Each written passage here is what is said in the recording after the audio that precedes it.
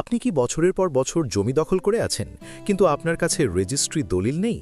তবে সাবধান, সরকার এমন এক কঠোর নিয়ম আনছে যেখানে শুধু দখল থাকলেই আপনি জমির মালিক হতে পারবেন না। ডিজিটাল ভূমি জরিপে আপনার নাম বাদ পড়ে যেতে পারে।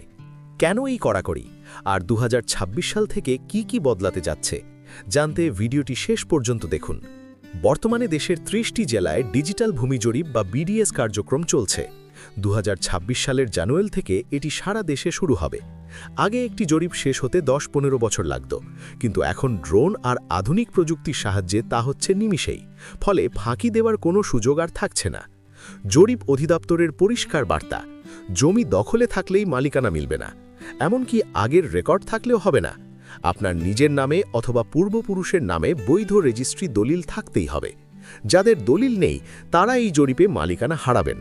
উত্তরাধিকার সূত্রে জমি পেয়েছেন, ভাবছেন নামজারি আছে তো সব ঠিক? ভুল। এখন থেকে উত্তরাধিকারদের ক্ষেত্রে শুধু নামজারি যথেষ্ট নয়, পূর্বপুরুষের খতিয়ান, ওয়ারিশ সনদ এবং সবার সম্মতিতে রেজিস্ট্রি করা বাটোয়ারা দলিল, এই তিনটির সেট না থাকলে খতিয়ানে নাম উঠবে না। এখানে একটি স্বস্তির খবরও আছে। আপনার যদি নামজারি করা নাও থাকে কিন্তু বৈধ দলিল থাকে এবং আপনি নিয়মিত খাজনা পরিশোধ করেন, তবে আপনি মালিকানা পাবেন। অর্থাৎ খাজনা পরিশোধ করা এখন বাধ্যতামূলক। তবে যারা আদালতের মেয়াদে অর্থাৎ 28 ধারায় মালিকানা পেয়েছেন, তারা আদালতের রায়ের কপি দেখিয়ে নাম অন্তর্ভুক্ত করতে পারবেন। আর জরিপে কোনো ঘুষ বা অনিয়ম হলে সরাসরি অভিযোগ করার জন্য হটলাইন চালু করেছে অধিদপ্তর। কর্মকর্তাদের দাবি, এই জরিপ একবার হয়ে গেলে ভবিষ্যতে আর কখনোই জরিপের প্রয়োজন হবে না।